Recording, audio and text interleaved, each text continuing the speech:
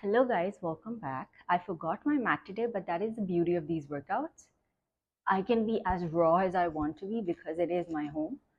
I keep on changing locations to see where is better light, but let's get started. We don't need a very extensive warm up. We're just going to lie down. And our warm up today is going to be crunches. Now, from here, you interlace your hands behind your head and you support your neck with your fingers. Now from here, I crunch up and I'm going to move up from this point onwards. So my shoulder blades never really touch the ground. 10, 9, 8, 7, 6, 5, 4, 3, 2, and 1. From here, without break, this is something that we do on the reformer. You're going to diamond shape your hands and you're going to diamond shape your feet. So legs in tabletop, you split your knees apart and your toes are together. From here, you're going to crunch up and reach through. 1, 2. As you crunch up, I want you to hold for a second and then go back. You've got 7 more. 6, 5, 4, 3. It just hits as much as it does on the reformer. 2 more. 1 more.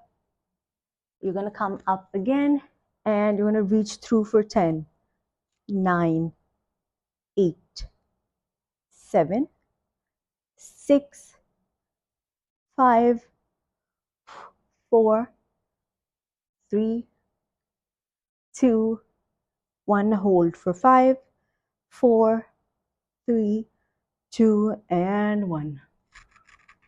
Ooh. Okay, this was good. From here, I want you to sit up. Now we're doing variations of the sit-up. Once again, do what is comfortable within your body. If this is too much, take as many breaks as you want to. Just because this is just 15-ish minutes of abs does not mean that it is easy. This is hard movement, especially if you're new to, working out. Hands behind head. We're going to go halfway down and sit up. Good. Doesn't matter what your elbows are like. They can be flared, they can be in, whatever helps you get up.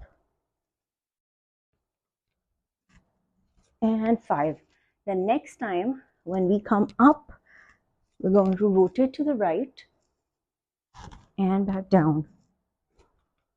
Rotate to the left and down. Up and right. Down.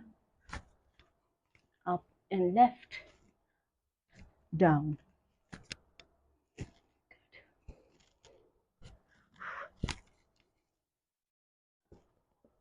Got 2 more in each direction.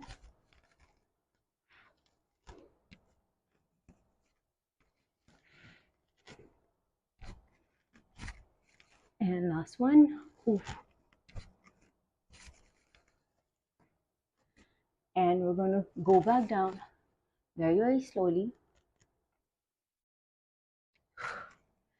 Take a break if you need.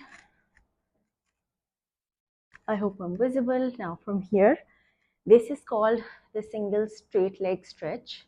These are a lot of words, but you're going to start with your right leg floating. Now you can hold on to your leg wherever it's comfortable. If you want to hold on to the back of your thigh, that is also something that you can do.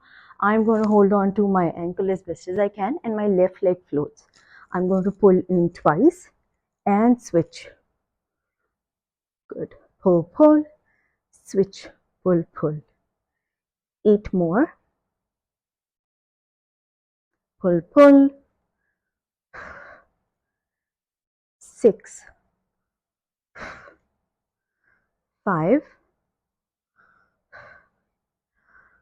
4,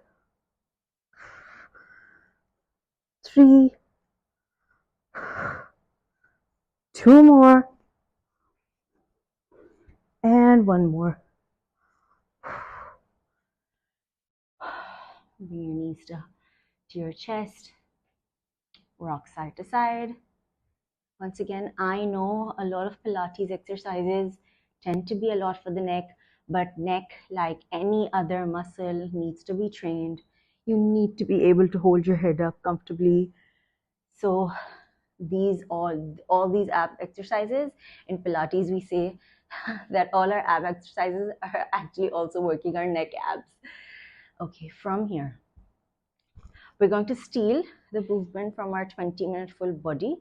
And I like to repeat a lot of movements because while I like to keep things fun, it's the same boring reps that actually build strength and that really build definition. So once again, you interlace your hands behind your head, legs in tabletop. Now, without moving your legs, you're going to crunch up, reach your left elbow to your right knee, and switch. Good. 8 more each side. 7, 6, really scoop your back up. 5, 4, 3, 2 more, and last one. Now, if you want to take a break here, you can. Otherwise, you go into the full variation of crisscross. So, left leg floats. You hook your left elbow outside your right knee, and you switch. Good. If you can hear goats, it's because we've got Bakra Eid very soon. Good. Good. I've got 6 more each side. 5, 4, 3, 2, and last one. This is hard. All of this, I understand, is very, very hard. I don't know what I was thinking when I was writing the sequence down. Maybe I went too crazy, but I know this is hard. Next, we're going to go into a variation of the dead bug. Now, you can keep your head down or up, completely up to you. You can even support your neck with one hand, completely up to you. Legs in tabletop. I'm going to press my right hand. Actually, I'll start with the left. I'm going to press my left hand into my left thigh, and this is going to activate. I don't want to say activate, but this is going to remind my mind to really keep my belly plugged in constantly. So that is the only thing that this does. Another tip for you to remember is when you're doing all your ab exercises, I want you to really press the back of your t-shirt into the mat or into the floor, so you've got like a tuck instead of keeping your legs loose. You've got a tuck, so you've got better sense of how your core is working. So pressing your hand into the left leg, and the right leg remains in a 90, and I am going to tap the floor with my right leg, and it comes up while I press into this leg really firmly. 2, 3, 4. If you're doing this right, you will be shaking. 5, 6, 7, and 8. Switch legs. Right hand presses against the right thigh. I'm trying to push the thigh away while the thigh is pushing into my hand. And same thing, 8 reps. 1, 2, 3, 4, Last 4, last 3, last 2, and last 1. Knees come into chest.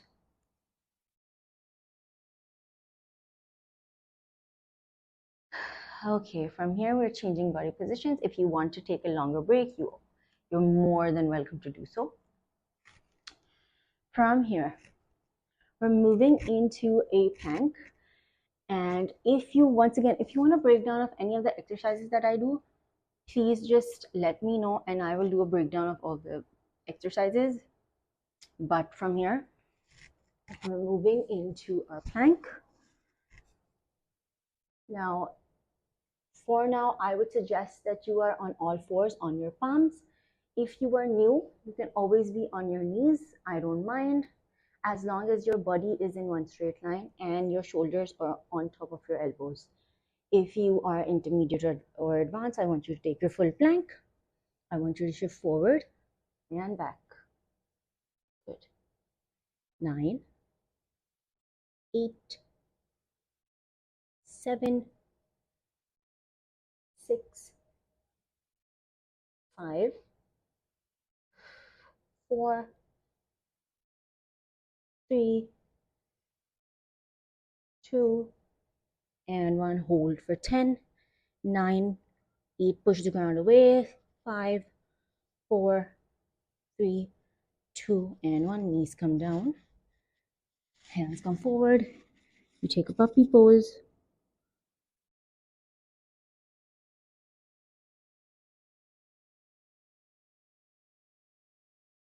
We come back onto our forearms. We're going into a forearm plank. From here, we're going to saw forward once again for 10, 9, 8, 7, 6, 5, 4, 3, 2, and 1.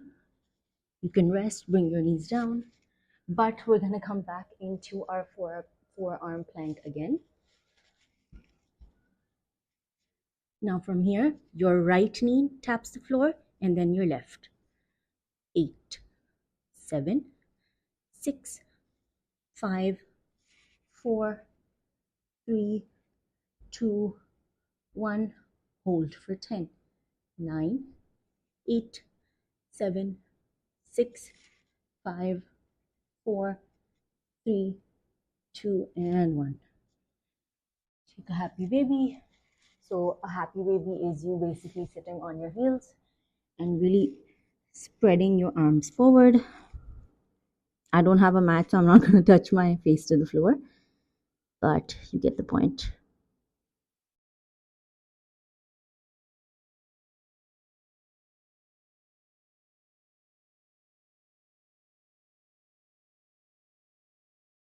Good. Now before we end the sequence today, I want you to do one more exercise. These are called bear holds, and they're my absolute favorite. Now you're going to be on all fours and your shoulders are on top of your wrists and your toes, my toes are not rested, they're tucked in. I'm going to also really round my back while I do these. So I'm going to push the floor away actively and I'm going to lift my knees off an inch and tap the floor for 10, 9, 8, 7, 6, 5, 4, 3, 2, last one, hold for 10, 9, 8, 7, 6, 5, 4, 3, 2, and 1. Okay. This marks the end of our sequence. We're going to take a few cat and cows. You can lie down, have water. If you don't want to stretch, that is completely up to you. We're going to be on all fours. Now, how you basically do a cat and cow is, once again, you're on all fours. It depends person to person. Some people like having their toes down. I usually like having them tucked. You're going to round your back, look towards your belly, like you're really pressing into the floor. And then you're going to shine your chest to the floor and look up as if there's like a thread attached to your butt that is being pulled closer. And you round your back again, really actively pressing the floor away. And you look up again.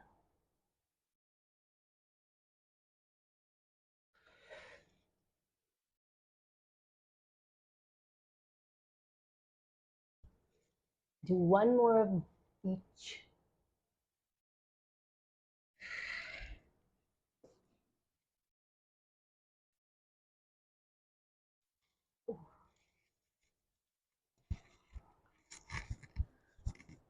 Now, if this was a lot on your wrists, I want you to bring your wrists together and I want you to bring your arms up, bring your palms together again, and then bring them down.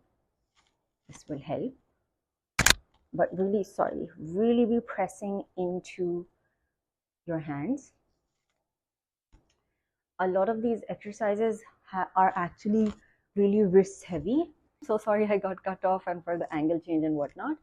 I used my phone to record, so I got a call. But a lot of these exercises are actually very wrist heavy, and that is what we're trying to build. We're trying to build wrist strength. And I mean, just feel the energy that you have created.